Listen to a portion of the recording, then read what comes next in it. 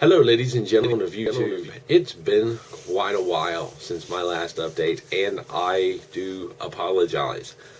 Things did not go as planned. Not that I had a great big giant plan, but things just kind of happened. And, well, I got a new heart. I'm doing a lot better. It's not perfect.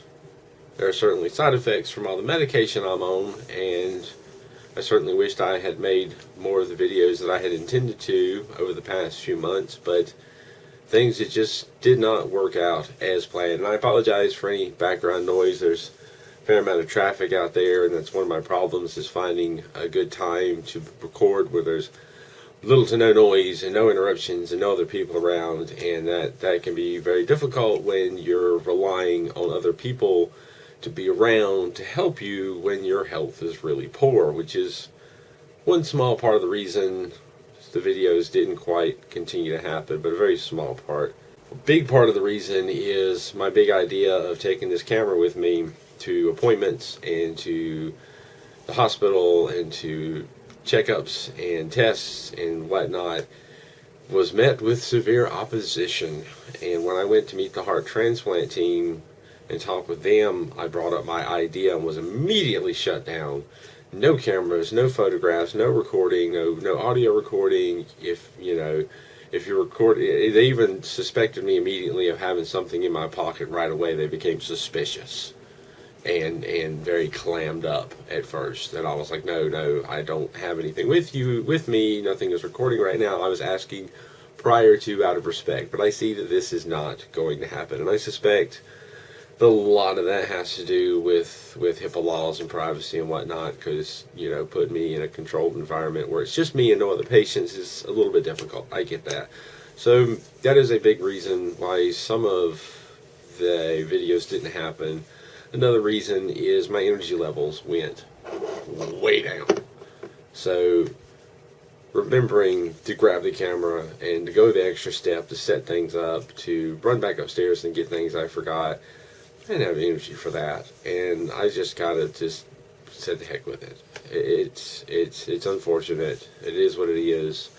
But I got pretty bad there towards the end, and things got kind of hectic fast. So I apologize, and I still want to kind of go back and make some of the videos filling in some of those gaps. There's a lot that's happened, and I've been wanting to do that for months, and look, here it is 8 months later.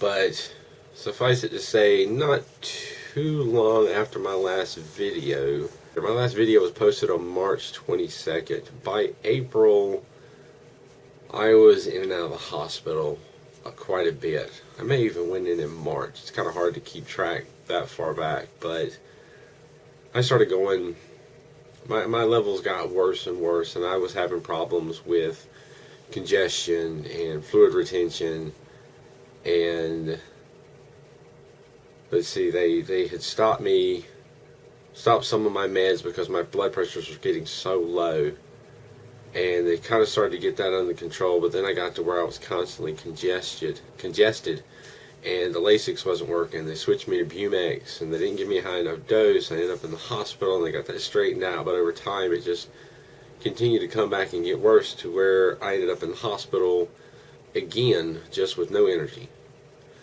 And having, I just couldn't even lay down and sleep and get comfortable because I was getting so congested. And I spent several weeks in the hospital, them trying to get some stuff straightened out. I had a new ICD device put in my chest, and that got infected, which sent me back to the hospital for nearly a month.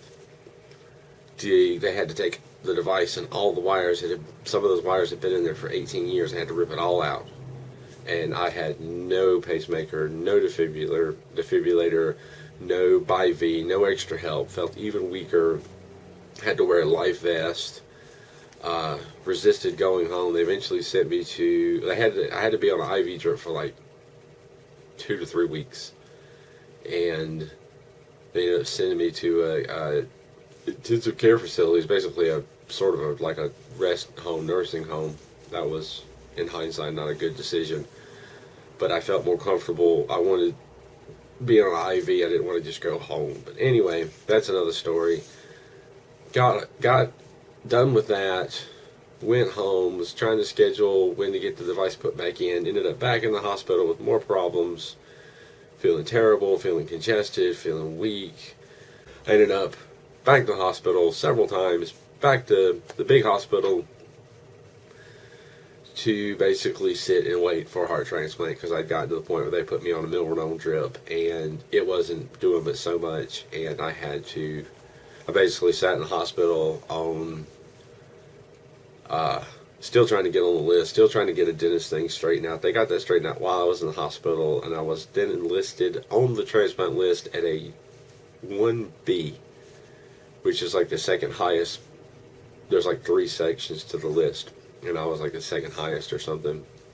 But I'm also AB negative, which is AB is a rare blood type, and the advantage of that is, number one, there's not many people in front of me, if any at all, in my area, and number two, I can take a lot more donor hearts than somebody with O, who's restricted to just an O blood type. So I got very fortunate, and when I finally did get on the list, it was about a week before I got a offer and ended up with a new heart, and that was a whole nother adventure. So here I am, brand new heart, brand new to me. The transplant surgery was on June 12th, and it is now the middle of December, so it's been just over 6 months. I'm doing pretty good for the most part. I definitely have more energy, more stamina than I did before. Everyday tasks are easier. I can get out and do more. It got to the point where before I ended up in the hospital that last time, just going to the Dollar Tree and parking in a handicap, walking into the store to grab one thing wore me out. And I was like, I'm not even sure if I'm going to make it back to the car. And now I'm out manhandling a snowblower to clear off a large portion of sidewalk and driveway, and shoveling snow and shoveling steps, and walking my son like almost a mile to school every day, and then walking to meeting him and bringing him home. So big difference. There are downsides. The medicines that they put you on to keep your heart from rejecting do have side effects, and they're different for everybody. I mean, there's a lot of common ones, but everybody's not going to have the exact same experience. For me, one of the big things is my kidneys have failed. Now, I'm not completely sure if that is related to they were starting to go towards the end because my heart was so weak and the kidneys are the first thing to go. That certainly probably caused some damage. The surgery may have caused some damage. That sometimes happens, and the medicine that I'm on can sometimes cause the kidneys to fail. So probably a combination of all 3 things. It is not uncommon. I want to say I was told about 20% of the people who get a heart transplant end up in kidney failure at some point. Me, I'm lucky. I just went ahead and went straight into it right after the surgery. So I'm on dialysis now. That's unfortunate, and that takes up a lot of time. But kidney failure and heart failure, not to degrade the seriousness of kidney failure, it's a big difference. At least from what I'm going through right now, having gone through heart failure and the weakness of that and the lack of, I had no energy, and sometimes I have energy issues, but they're different with the kidney, and it sucks up more of my time having to go to dialysis, but I do have periods where I feel good and can get a fair amount done, so it's better for me so far overall. But that's where I'm at now. It's almost Christmas time. This will be my first Christmas with my new heart. It's been 6 months, so it's about time to consider contacting the donor family. It's something I think I'd like to do. I'm not sure what to say. Sorry for their loss, obviously. I'm very thankful for the gift and for the compassion and generosity of the donor and their family to allow me to have a second chance at life and to have a second chance at being a dad for my son, for my daughter, to be able to do simple things like play with them and be active. It is an amazing gift, and how to tackle the feelings. How do you feel? How do you grasp the idea that a major organ that's inside of your body is now gone, cut out, taken to the lab, sliced up and studied, and dead. Something that was with me for 40 years of my life, that kept me alive, is now gone. And another heart is in its place from someone else. How do you deal with that emotionally? I don't even know. I don't even know how to grasp it. I don't even know where it come from. So, sometimes there's unexplained sadness, tears, confusion.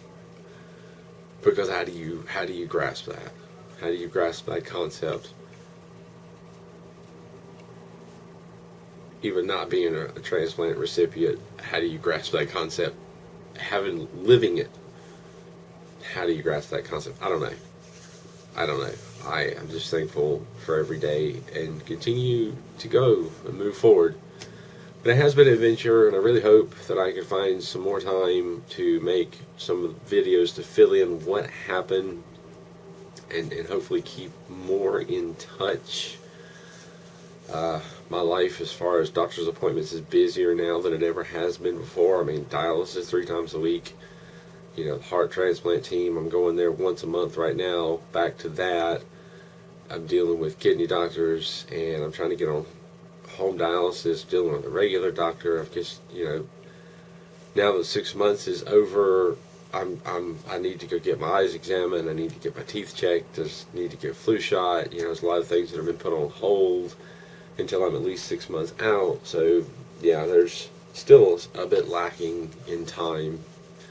And of course, I've got other things that I'm trying to accomplish and do. And I've, 6 months out, another year, at some point, the idea is to get better and go back to work. And that's something else I'm tackling, because not having worked in over 10 years, that's a pretty frightening concept. It's not that I have a problem working. I like doing things. I'd love to go do something, make my own money for a change. But I guess the biggest issue is making enough money to survive, and enough money and or insurance to pay for my meds so I can continue to live, because it's a hell of a struggle to not be able to keep it up. If you have any questions, feel free to leave them in the comments down below, and I'll address them as I can. Any good questions, maybe I'll even make a video for it. I'm going to try and go back and figure out where I was and see if I can't start doing some catch-up videos. But several people that asked the question how I'm doing now. Well, I'm doing a lot better. I've got a new heart and a new future, but there's still a bit of struggle. Thank you for watching, and keep on keeping on.